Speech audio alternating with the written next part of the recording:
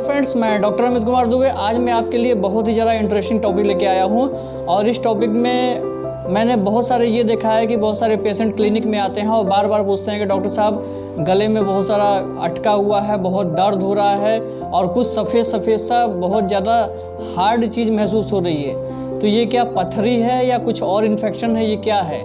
और इसका दर्द इतना ज़्यादा होता है कि कभी कभी दर्द जो होता है वो कान तक भी पहुँच जाता है। तो इसको क्या कहते हैं? तो ये इस वीडियो में मैं इसी सारी चीज़ों के बारे में पूरा डिटेल आपको बताऊंगा कि ये क्या होता है, ये इन्फेक्शन कैसे होता है, इसका कारण क्या होता है और ये कैसे इसको आप ठीक कर सकते हैं। तो अगर वीडियो आपको पसंद आएगा तो इस वीडियो को लाइक कीजिएगा। हमारे चैनल पर नए हैं तो इस चैनल को सब्सक्राइब कीजिए, जिससे कि हमारे चैनल का हिस्सा बनिए और अपने हेल्थ को सुधारिए और अपना ख्याल रखिए। तो आइए वीडियो शुरू करते हैं। जैसे कि मैंने बताया स्टार्टिंग में कि गले में इन्फेक्शन हो जाता है, गले में खराश हो जाती है। तो वो क्या होता है कि जैसे कि आपका जो टॉन्सिल होता है, टॉन्सिल के दोनों साइड में जो टॉन्सिल होता है उसका काम क्या होता है? उसका काम ये होता है कि जैसे आप कुछ भी खा रहे हैं, कोई भी चीज़ अंदर जा रही है, तो जो भी इन्फेक्शन होता है, मतलब खाने के साथ में जो इन्फेक्शन जाता है उसको वो रोकने का काम करता है। तो बैक्टीरिया हुआ, वायरस हुआ, फंगल इन्फेक्शन हुआ, ये सब चीज़ें वहाँ पे रुक जाती हैं, उससे चिपक के रुक जाती हैं। तो उसमें बार बार इन्फेक्शन लगने के कारण उसमें सूजन आ जाती है और सूजन के कारण उसमें जो छेद होते हैं, उसके छेद में कभी कभी क्या होता है कि फूड डेब्रिस जमा हो जाता है या बैक्टीरिया इन्फेक्शन के कारण कुछ वो चीज़ें फंसती जाती हैं और जो फंसते फंसते वो हार्ड हो जाती हैं, वो एक स्टोन की तरह मजबूत हो जाती हैं। तो वही चीज़ आपके टॉन्सिल में होता है और जब ये स्टोन की तरह हार्ड हो जाता है, डेब्रिस हो जाता है, इन्फेक्शन हो जाता है, तो इस हार्ड डेब्रिस को हम टॉन्सिलर स्टोन कहते हैं, टॉन्सिल की पथरी कहते हैं या तो टॉन्सिलर कैलकुलाई भी कहते हैं। तो ये बहुत ही ज़्यादा इसमें पेन होता है। इसमें क्या होता है कि हमारे गले के जो टॉन्सिल होता है उसमें सूजन आ जाती है, रेडनेस होती है और जो आपका स्टोन होता है वो आपका या तो वाइट कलर का होगा या तो कभी कभी किसी केसेस में पीले रंग का भी होता है। तो इस स्टोन को में बहुत ज़्यादा पेन होता है। जब भी हम कुछ खाते हैं, कुछ निगलते हैं, उसमें दर्द होता है और इसका दर्द इतना ज़्यादा होता है कि वो दर्द आपका गले से होते हुए कान तक पहुंच जाता है।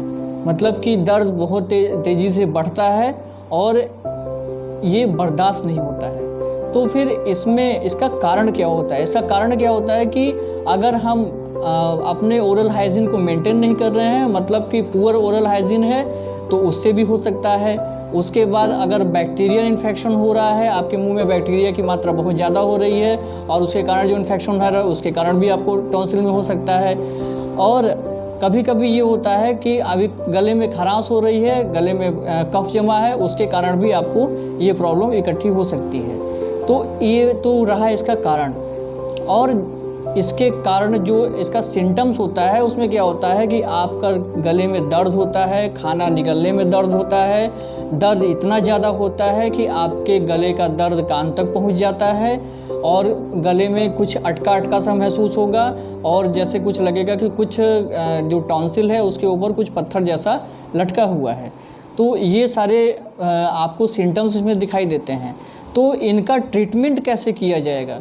मतलब इनका ट्रीटमेंट सबसे तो अच्छा होता है कि आप अपने ओरल हाइजीन को मेंटेन करेंगे और ओरल हाइजीन को मेंटेन करेंगे जैसे कि अपने टंग क्लीन करेंगे, अपना ब्रश अच्छे से करेंगे, माउथ वॉश करेंगे, तो आपका ये जो भी प्रॉब्लम है ये ठीक हो जाएगा। आपके मुंह से बदबू नहीं आएगी। ऊपर से अगर आपका जो ब्लिस्टर स्टोन है, मतलब जो टॉन्सिलर स्टोन है, उसको आप कॉटन पिक जो होती है, कॉटन स्टिक से आप निकाल भी सकते हैं, रिमूव भी कर सकते हैं। अगर ये सब चीज़ें नहीं कर पा रहे हैं, मैनुअली इसको रिमूव नहीं कर पा रहे हैं, तो अपने क्लिनिक में जाइए, डॉक्टर से उनसे बात कीजिए, तो वो लेज़र के द्वारा भी इसको निकाल सकते हैं। और अगर ये सारी चीज़ें आपका ट्रीटमेंट में नहीं हो पा रही हैं तो इसका परमानेंट इलाज क्या होता है कि टॉन्सिलेक्टॉमी करते हैं। मतलब कि टॉन्सिल को ही रिमूव कर देंगे, टॉन्सिल को ही काट के हटा देते हैं, जिससे कि आपका ये ट्रीटमेंट बिल्कुल हो जाता है।